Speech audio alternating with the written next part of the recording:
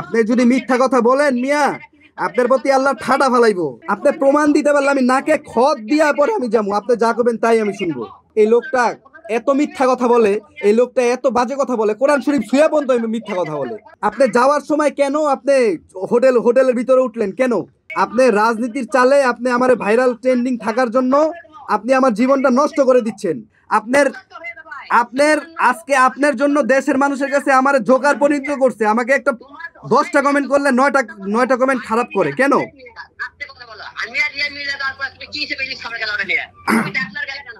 আপনি আর রিয়া মিলে যাওয়ার পরে কোনো দিন আমি ওর সাথে যোগাযোগ করি নাই, কোনো জায়গায়ও যাই নাই।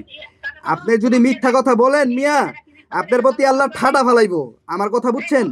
এত সত্যবাদী হয়েন না আলম ভাই। বলেন।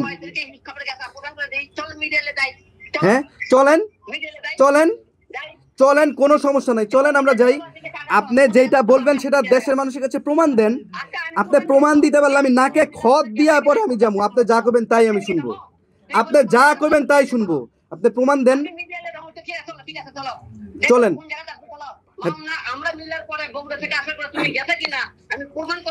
এই ভাই শুনেন, আপনি কি করছেন জানেন?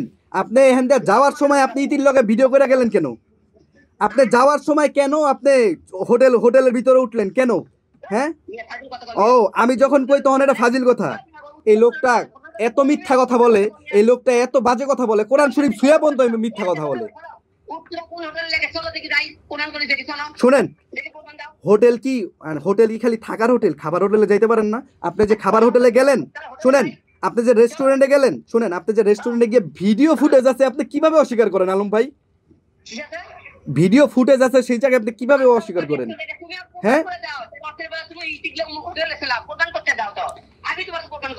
আলম ভাই, আমি আপনাকে একটা কথা বলি, শুনেন, রাজনীতি কি জিনিস এটা আমি বুঝি না, কিন্তু আপনার পাল্লায় পড়া আমি অনেক কিছু শিখতে পারছি। আমার কথা বুঝছেন? আপনি রাজনীতির চালে আপনি আমার ভাইরাল ট্রেন্ডিং থাকার জন্য আপনি আমার জীবনটা নষ্ট করে দিচ্ছেন। আপনি ভাবতেছেন যে এই ছেলেটাকে আমি দমায় রাখবো। ভাই আপনি করেন, পৃথিবীর সব মানুষ আপনার সাথে, আমার সাথে আল্লাহ আছে, আমার সাথে আল্লাহ আছে ভাই, যথেষ্ট। ঠিক আছে ভাই, আপনার সাথে আমার আর কোনো রুচি নাই কথাবার্তা বলার।